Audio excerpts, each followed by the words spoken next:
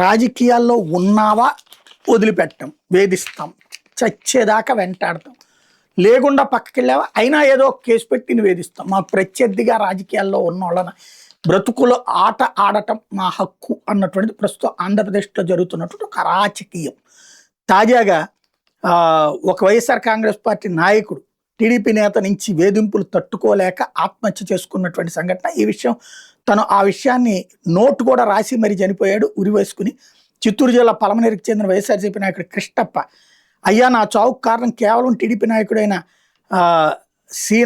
సేనానే అంటూ suicide note రాసి సమీపంలోని మామిడి తోపులో శుక్రవారం ఆత్మహత్య చేసుకున్నాడు. పలమనేరు పట్టణం గుడ్డూరు కాలనీకి చెందిన కృష్ణప్ప పెయింటింగ్ పనులు చేస్తూ ఆ ప్రాంతంలో వైఎస్ఆర్సీపీ లీడర్గా ఉండేవాడు.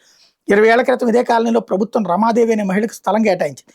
ఆమె స్థానికురాలు కాదని తెలియడంతో ఆ పట్టాన్ని రద్దు చేసిన రెవెన్యూ అధికారులు అప్పట్లోనే ఆ స్థలాన్ని కృష్ణప్ప కేటాయించారు. 20 ఏళ్ల క్రితమే అతను అక్కడ ఇల్లు కట్టుకుని అందులోనే నివసిస్తున్నాడు. స్థానిక టీడీపీ నాయకుడు సేన ఇటీవల రమాదేవిని సంప్రదించి తమ ప్రభుత్వం వచ్చిందని ఆ స్థలాన్ని ఇప్పిస్తానని నమ్మలికాడు. రమాదేవి కృష్ణప్ప మధ్య వివాదాన్ని సృష్టించి తానే సెటిల్మెంట్ చేస్తానంటే కృష్ణప్పని డబ్బులు డిమాండ్ చేశాడు. రాజీ కోసం 2 లక్షలు తీసుకుని మళ్ళీ 5 లక్షలు ఇవ్వాలని బాధితుని తీవ్రంగా వేధింపులకు గురి చేశారు. చంద్రబాబు కూటమి ప్రభుత్వంలో తనకు ఎలాగూ న్యాయం జరగదని భావించిన కృష్ణప్ప సమీపంలోని మామిడి తోపులో శుక్రవారం చెట్టుకు ఊరేసుకున్నాడు. తన చావుకు కారణం టీడీపీ నాయకుడైన సేనానే అని, భారీగా డబ్బులు కావాలంటూ వేధించాడని, నా చావుకు కారణమైన వాళ్ళు వదిలిపెట్టకన్నట్టు సూసైడ్ నోట్ రాసి జేబులో పెట్టుకున్నాడు.